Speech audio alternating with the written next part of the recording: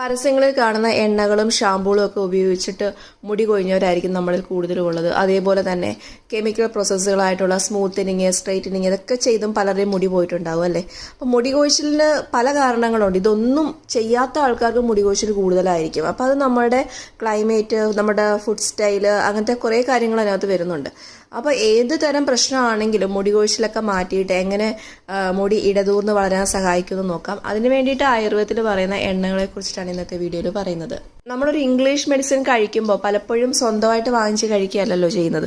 ഒരു ഡോക്ടറെ കണ്ടിട്ട് അവർ പറയുന്ന മെഡിസിനാണ് നമ്മൾ കഴിക്കുന്നത്.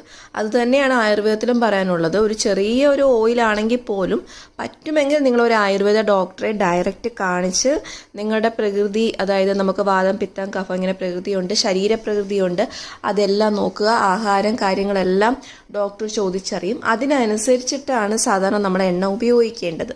അപ്പോൾ ഈ ഒരു വീഡിയോയിൽ ജനറലായിട്ട് കാര്യങ്ങൾ പറയുന്നു എന്ന് മാത്രമേ ഉള്ളൂ. പറ്റുമെങ്കിൽ നിങ്ങളൊരു ഡോക്ടറിനെ കണ്ടിട്ട് നിങ്ങളുടെ മുടിക്ക് അനുയോജ്യമായിട്ടുള്ള എണ്ണകൾ സെലക്ട് ചെയ്യുക. എപ്പോഴാണ് നമ്മൾ മുടി കൊഴിച്ചിൽ എന്ന് പറയുന്നത്? സാധാരണ ഒരു മനുഷ്യൻ്റെ ഒരു ദിവസം 50 തൊട്ട് 100 മുടി വരെ കൊഴിയാറുണ്ട്. അതിൽ കൂടുതൽ കൊഴിയുമ്പോഴാണ് നമ്മൾ മുടി കൊഴിച്ചിൽ എന്ന് പറയുന്നത്. മുടി കൊഴിച്ചിൽ തന്നെ 2 വിധമുണ്ട്.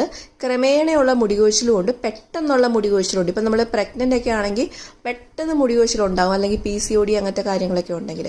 ക്രമേണയുള്ള മുടി കൊഴിച്ചിൽ നമ്മൾ ആദ്യമൊക്കെ ജസ്റ്റ് നോട്ടീസ് ചെയ്തേ ഉള്ളായിരുന്നു, പിന്നെ കൂടി വരുന്നതായിട്ട് കാണാം. അപ്പോൾ അങ്ങനെയുള്ള മുടി കൊഴിച്ചിലാണെങ്കിൽ അത് സാധാരണമായിട്ട് വല്ല ഹോർമോൺ വ്യതിയാനങ്ങൾ കൊണ്ടാവും. അത് ആണുങ്ങളാണെങ്കിലും സ്ത്രീകളിലാണെങ്കിലും അത് സംഭവിക്കാറുണ്ട്. പെട്ടെന്നുണ്ടാകുന്ന മുടി കൊഴിച്ചിൽ പ്രധാനമായും കടുത്ത പനി വരിക, നമ്മൾ ആൻറ്റിബയോട്ടിക്സ് കഴിക്കുമ്പോൾ അതിൻ്റെ സൈഡ് എഫക്റ്റ് ആയിട്ട് വരിക, പിന്നെ സ്ത്രീകളിൽ പ്രസവശേഷമുള്ള ഹോർമോൺ വ്യത്യാസങ്ങൾ കൊണ്ടുണ്ടാവാം. നമ്മൾ അനീമിക് ആവുകയാണെങ്കിൽ, രക്തക്കുറവുണ്ടെങ്കിൽ നമുക്ക് മുടി കൊഴിച്ചിൽ കൂടാം.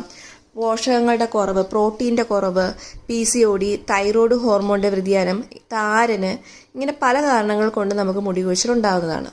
ഏതൊക്കെയാണ് സാധാരണ ആയുർവേദത്തിൽ കൊടുക്കുന്ന മരുന്നുകളെന്ന് പറയാം. എല്ലാവർക്കും അറിയാവുന്ന ഒരു എണ്ണയാണ് നീലഭൃംഗാദി. പലപ്പോഴും ആളുകൾ ഡൈ ചെയ്ത ശേഷം നീലയമരി അല്ലെങ്കിൽ ഇൻഡിഗോ പൗഡറൊക്കെ ഇടാറുണ്ടല്ലോ. അപ്പോൾ അതിൻ്റെ മെയിൻ ഇൻഗ്രീഡിയൻ്റ് എന്ന് നീലഭൃംഗാദി എണ്ണയുടെ മെയിൻ ഇൻഗ്രീഡിയൻ്റ് എന്ന് പറയുന്നത് തന്നെ നീലയമരിയാണ്. പിന്നെ നമ്മുടെ കയ്യോന്നി, നെല്ലിക്ക, ഉഴിഞ്ഞ ഇതെല്ലാം എടുക്കുന്നുണ്ട്.